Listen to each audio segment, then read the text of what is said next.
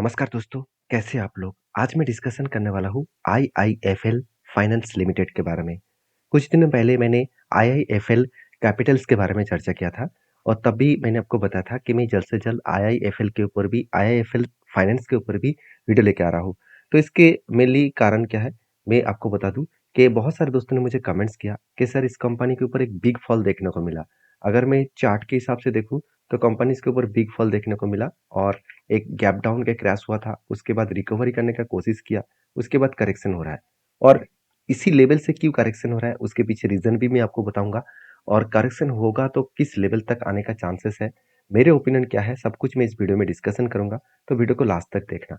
सबसे पहले बता दूँ, अगर मैं आईआईएफएल फाइनेंस के बारे में बात करूँ, तो ये एक एनबीएफसी है। तो एनबीएफसी का मतलब होता है नॉन बैंकिंग फाइनेंशियल कंपनी।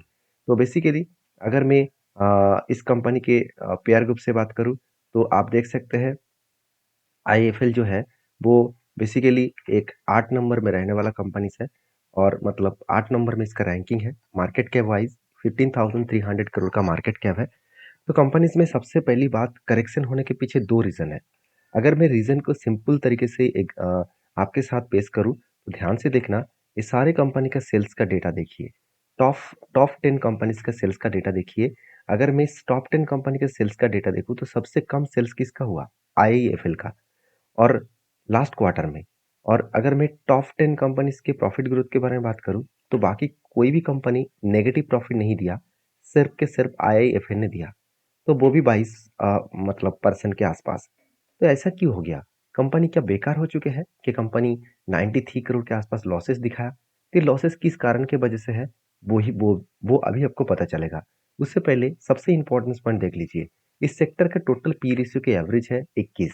सारे कंपनीज के अगर पी रेशियो को देखा जाए तो बहुत हाई है और कंपनीज के खुद के पी रेशियो ओनली 10 है। मतलब कंपनी के पी रेशियो एकदम सस्ता है, वैल्यूएशन एकदम सस्ता देखने को मिला। ये कंपनी के लिए गुड पॉइंट्स है और यही गुड पॉइंट्स कंपनी को आगे ले जा सकते हैं।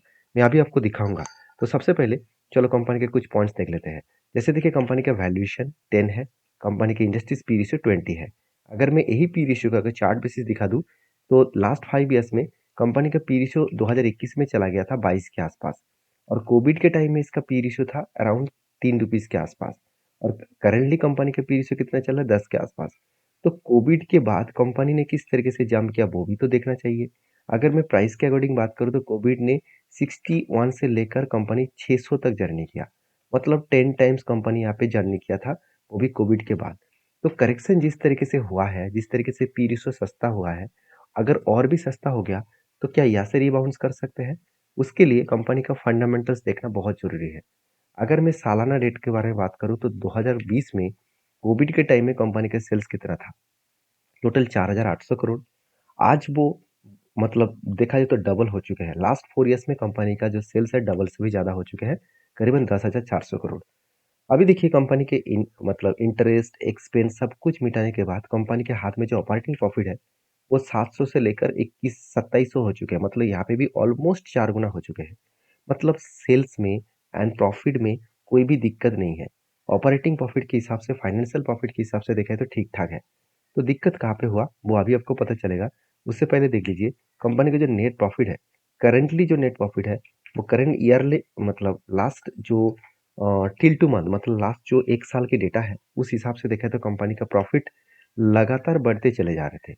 मतलब 700 से थोड़ा सा कम हुआ, फिर से रिकवरी किया और कंटिन्यूसली कंपनी का प्रॉफिट बढ़ता हुआ देखने को मिला था। अभी करंट ईयर में कंपनी का प्रॉफिट क्यों कम हो गया और जिसके कारण कंपनी बिग फॉल हो गया? देखिए, अगर मैं क्वार्टरली रिजल्ट देखूँ तभी आपको पता चलेगा। देखिए क्वार्टर में भी कोई भी दिक्कत नहीं है।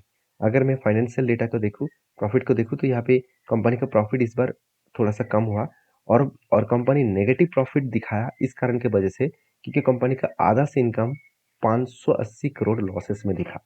मतलब 580 करोड़ कंपनी के लॉसेस में दिखा और वो भी आप देख सकते हैं वो क्या है, एक्सपेंशनल जो आइटम्स है, मतलब जो एक्स्ट्रा आइटम्स है उसके कारण कंपनी का 586 करोड़ का लॉसेस हुआ और यही लॉसेस कंपनी को बहुत बड़ा दिक्कत में डाल चुके हैं। मतलब यही लॉसेस कंपनी को आज नेट प्रॉफिट में लॉसेस देखने को मिल चुके हैं। तो कंपनी के लास्ट कुछ क्वार्टर से ही कंपनी के ऊपर थोड़ा सा प्रेशर है, मगर कंपनी के एनपीए अभी भी 1% है और उसके बाद भी कंपनी के ऊपर इन्वेस्टर कोई भी हाल छाड़ने के लिए मतलब हाल छोड़ने के लिए कोई तैयार नहीं है। देखा जाए तो एफएस के पास पहले भी जितना होल्डिंग था, आज भी उतना होल्डिंग्स है। और डीएस के पास भी अच्छा खासा होल्डिंग्स देखने को मिले और पब्लिक के पास भी अच्छा खासा होल्डिंग्स देखने को मिला। मतलब इंस्टीट्यूशन अभी भी इसके माल बेचने के लिए तैयार नहीं है। जितना होल्डिंग पहले से ही है, उतना होल्डिंग को वो कंटिन्यू कर रहा है, उतना होल्डिंग को लेकर वो आगे बढ़ रहा है। तो सीधा-सीधा कहूँ, कंपनी प्रोमोटर से लेकर एफएसडीएस पब्लिक हर किसी के पास इन्वेस्टमेंट है। इतने छोटे कंपनी के ऊपर इंस्टीट्यूशन इतना ज़्यादा क्वांटिटी ऐड करेंगे, ये सचमुच एक पॉजिटिव बात है। हाँ, अभी ये देखना है कि कंपनी का जो कर्जा है, वो हर साल क्या हो रहा है। अगर हर साल के बारे में बात करूँ तो पिछली बार जो कंपनी ने कर्जा लिया था और उससे पहले कंपनी का जो कर्जा था, वो धीरे-धीरे करके बढ़ता हुआ देखने को मिले। मतलब किसी भी फाइनेंस कंपनी अगर कर्जा नहीं लेंगे, तो खुद खुद के जो प्रॉफिट है, उसको ग्रोथ कहाँ से कर पाएगा? इस बात को आपको ध्यान रखना है। इसका मतलब प्रॉफिट ग्रोथ करने के लिए आपको कर्जा अच्छा खासा लेना ही होगा। मतलब कर्जा अच्छा खासा लेना ही होगा और उस कर्जे लेने के बाद कंपनी का प्रॉफिट भी करना ज़रूरी है। ऐसे नहीं है कि हर साल आपने कर्जा तो ले लिया और आपने प्रॉफिट ही नहीं किया। तो वो कंपनी बहुत बड़ा दिक्कत में आ सकते हैं। तो इस बार कंपनी हाईएस्टली कर्जा तो लिया, मगर प्रॉफिट रेशियो में कंपनी के वीकनेस देखने को मिला और यही एक कारण है जिसके कारण कंपनी के ऊपर दिक्कत देखने को मिला है। बाकी एज ए इन्वेस्टर तो मैंने पहले आपको दिखा चुका हूँ, इन्वेस्टर अच्छा खासा इन्वेस्टमेंट किया है। बाकी इस कंपनी के ऊपर चार्ट के ऊपर आपको लेके जाऊँगा। अगर चार्ट के बारे में बात करूँ तो ध्यान से देखना, जो लोगों के मन में डाउट हो रहा है कि सर यहाँ पे तो गैप डाउन के मतलब ओपनिंग हुआ था, इतना बड़ा क्रैश हुआ था, उसके बाद कंपनी रिकवरी करने का कोशिश तो किया, तो यहाँ पे डबल टॉप करने के बाद फिर से करेक्शन क्यों हो गया? क्योंकि ध्यान से इस चीज़ों को देखना, कंपनी के ये जो लेवल था, ये लेवल कंपनी के लिए एक क्या था? एक स्ट्रांगली लेवल था और स्ट्रांगली क्या था? स्ट्रांगली एक रेजिस्टेंस लेवल था क्योंकि यही लेवल कंपनी के लिए सपोर्ट बना था। तो सपोर्ट को ब्रेक करके नीचे आया था, तो इसी लेवल कंपनी के लिए रेजिस्टेंस बने थे। तो फर्स्ट रेजिस्टेंस फेस किया, सेकंड रेजिस्टेंस फेस किया, उसको भी ब्रेक नहीं कर पाया, उसके बाद बिग फॉल हो गया। तो मतलब समझिए कि कंपनी रेजिस्टेंस को ब्रेक नहीं कर पाया जिसके कारण फॉल हो गया। तो क्या कंपनी की हालत क्या है? अगर मैं टोटल फिगर आउट को देखूँ तो कंपनी का हालत 2018 में भी सेम टू सेम एक बिग फॉल हुआ था। एक बिग फॉल हुआ था, उसके बाद कोविड के बाद फिर से रिकवरी किया और हाईएस्ट लेवल तक गया। क्योंकि 2018 में इसका प्राइस था 420 रुपीज़ के आसपास और कोविड के टाइम में इसका प्राइस हो गया था करीबन 60 रुपीज़ के आसपास और वहाँ से रिबाउंस करके कंपनी 680 तक गया था। तो सीधा-सीधा कहूँ कंपनी के ऊपर जो बाउंस होने का जो सिनेरियो है, वो यहाँ पे पॉजिटिवली देखने को मिला। क्या फिर से वो रिबाउंस कर सकते हैं? क्या अभी जिस लेवल में है, क्या वहाँ से रिबाउंस कर सकते हैं? पहली बात आपको समझना पड़ेगा कि कंपनी का फाइनेंशियल अभी भी स्ट्रॉन्ग हुआ नहीं है। तो इस बार क्वार्टरली रिजल्ट आने के बाद ही फाइनेंशियल स्ट्रॉन्ग होगा कि नहीं होगा वो आपको पता चलेगा। और स्ट्रैटेजीज़ के हिसाब से बात करूँ, जिस स्ट्रैटेजीज़ को फॉलो करके मैं अगर काम करूँगा, तो देखा जाए तो कंपनीज़ के ऊपर बहुत सारे अलग-अलग स्ट्रैटेजीज़ तो यहाँ पे बने हैं। जैसे आप देख सकते हैं, यहाँ पे क्या बना था, एक रेंज बना था। यहाँ पे रेंज का मतलब क्या है?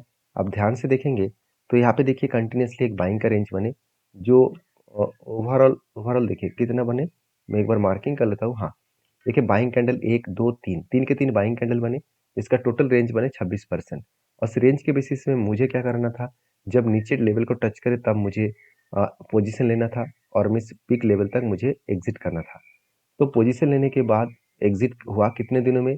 जस्ट 3 डेज़ में। जस्ट 3 डेज़ में 26% का जंप दिखाया। तो कभी-कभी अपॉर्चुनिटी मिलता है, जैसे देखिए यहाँ पे भी अपॉर्चुनिटी देखने को मिला। यहाँ पे भी देखिए कुछ इस तरीके से बाइंग कैंडल मिले 31% का। तो क्या इसका भी रेंज का कोई एंट्री पॉइंट्स मिला? हाँ, बिल्कुल मिला। फाइनली उसका एंट्री पॉइंट्स तो यहाँ पे मिल चुके हैं और एंट्री पॉइंट्स मिलने के बाद उसका रिबाउंड्स करे, तो ही एक पॉजिटिव जर्नी दिखेगा। तो यहाँ पे भी एक स्ट्रैटेजीज़ पॉजिटिव देखने को मिला। दूसरी एक स्ट्रैटेजी मुझे जो देखने को मिला, वो भी मैं आपके साथ शेयर कर लेता हूँ। देखिए दूसरा स्ट्रैटेजीज़ है, मैं हमेशा 52 वीक हाई एंड लो को स्ट्रैटेजीज़ के हिसाब से काम करता हूँ। तो यहाँ पे 52 वीक का हाई है एंड 52 वीक का यहाँ पे लो है। उस स्ट्रैटेजीज़ के बेसिस में देखा जाए तो कंपनी में पहले यहाँ पे 52 लो को हिट किया। मतलब इस जगह पे लो को हिट किया, मतलब यहाँ से पोजीशन मेरा क्रिएट होना चाहिए था। मगर मैंने पोजीशन अभी तक क्रिएट नहीं किया क्योंकि मुझे फंडामेंटल स्ट्रॉन्ग तो लगा। लास्ट कुछ 2 क्वार्टर्स में कंपनी का प्रॉफिट ठीक नहीं है, तो इसलिए मैंने थोड़ा-सा इंतज़ार किया।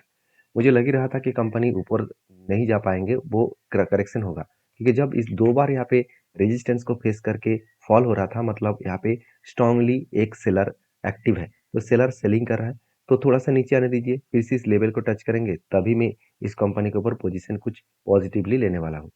तो ये मेरा व्यू है। अभी तक मैंने कोई भी पोजीशन क्रिएट नहीं किया। तो मैं जब भी इस कंपनी के ऊपर काम करूँगा, तो आपके सामने एक वीडियो शेयर ज़रूर करूँगा, क्योंकि मैं किस कारण की वजह से काम कर रहा हूँ, वो मैं आपको समझाऊँगा। इसके लिए मैं वीडियो नहीं बनाऊँगा कि चलो मैं भी बाय कर रहा हूँ, आप भी करिए, ऐसे बिल्कुल नहीं। क्योंकि काम करना है आपके रिस्क के हिसाब से करिए, मैं काम करता हूँ मेरे रिस्क के हिसाब से। तो वीडियो अच्छा लगे तो प्लीज़ एक लाइक ज़रूर कर दीजिएगा। मिलते हैं नेक्स्ट वीडियो में, तब तक के लिए धन्यवाद।